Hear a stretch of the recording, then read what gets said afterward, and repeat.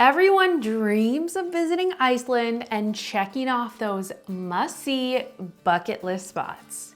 But what if I told you that not everything is as magical as Instagram wants you to believe? Some things are overrated. And today I'm gonna save you time and money by talking about the places that you maybe don't need to see. And I'll also give you the better alternative so that you can really have the best trip ever.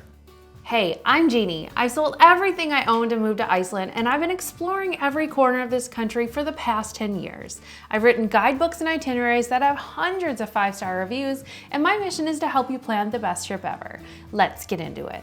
Let's start with the obvious, most famous tourist attraction in all of the land, the Blue Lagoon. Yes, it looks incredible. And guess what? When you're there, it is incredible. I am not hating on the Blue Lagoon. I have been there multiple times. I've enjoyed it every time. But is it overrated? Yeah, it's expensive. It's super crowded. So like if you've seen people just luxuriously floating through that blue milky water and putting on their face mask and sipping a beverage, that's meticulously curated. It's not like that in real life. There's people everywhere. It has gotten to be a thing. And I will say more than any of that, my big beef as it stands today is that they remain open during massive earthquakes and a volcano erupting a few miles away. Like sirens getting people out of the pool or out of their hotel room in the middle of the night because the volcano's erupting. And I'm sorry, but that is a hard pass for me. And I know not everyone thinks about it that way. I have clients that I've planned personal itineraries for that have no problem with that. And so I realized that I might feel it. That's fine with me. For what it's worth, overrated. So here's a couple of alternatives. Some of the best hot spring experiences that I've had include Sky Lagoon and Kvammsvik. And both places are easily swappable because they're both located in and around the Reykjavik area. I think one of the most common reasons that people add the Blue Lagoon to their itinerary is it's directly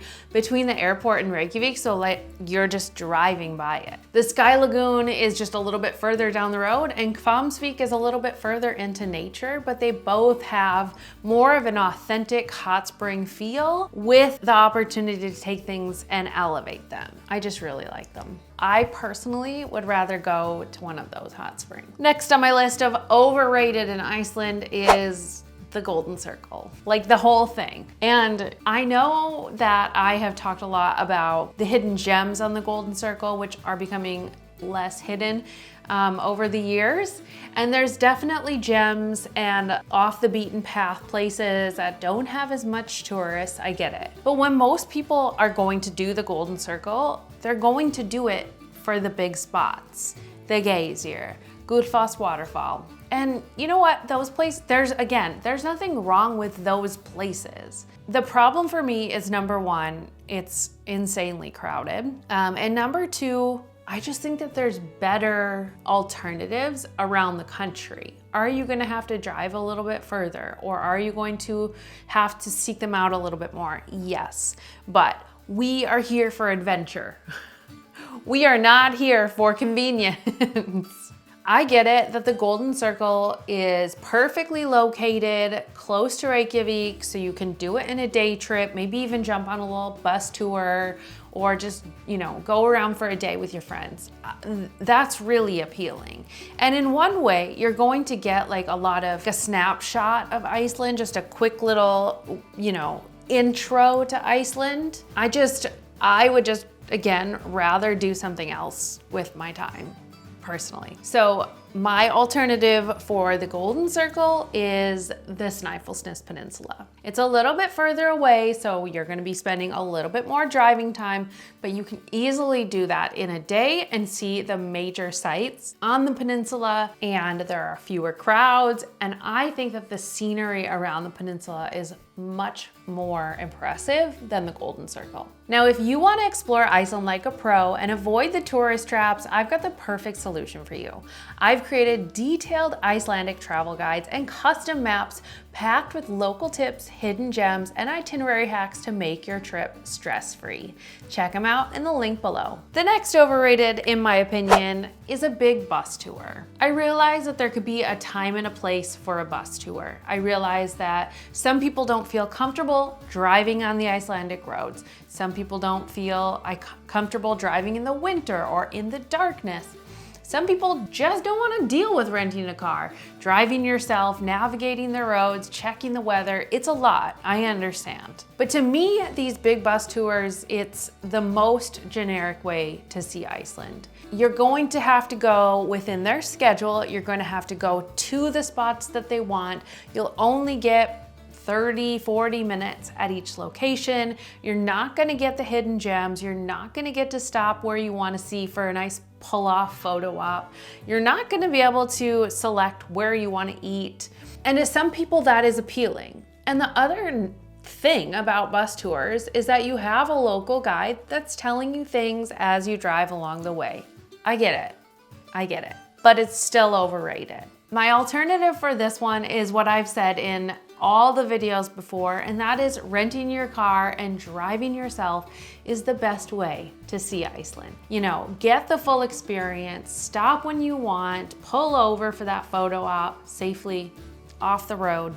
If a restaurant interests you, you can stop there. If not, you pass it by, right? Like, you have options. And I would say if you are considering a tour as a day tour option or, you know, something like that, then maybe just consider a smaller group tour. They do have more of like a mini bus, like van experiences that you can get, like a small group, maybe 5 to 10 people maximum. That's doable, that's understandable. That you're gonna get a little bit more unique experience. All right, the other one is Northern Lights tours. Listen, no one wants to see the Northern Lights in Iceland more than me. I'm with you on that one. And I know that a lot of people are coming to Iceland with that's like top of their bucket list, right?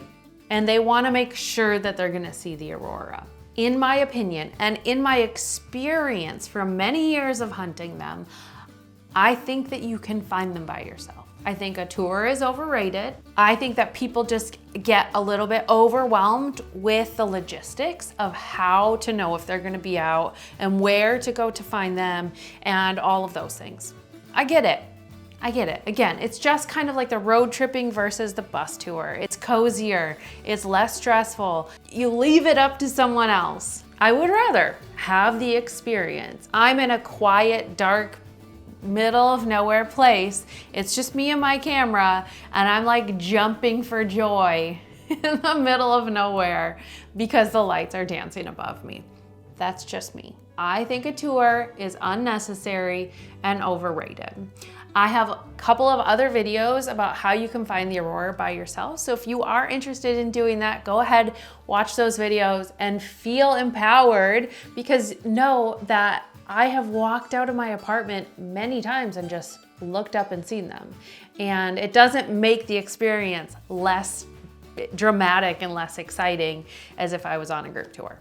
So there you have it. Did any of these surprise you, or what are your thoughts? Let me know in the comments below.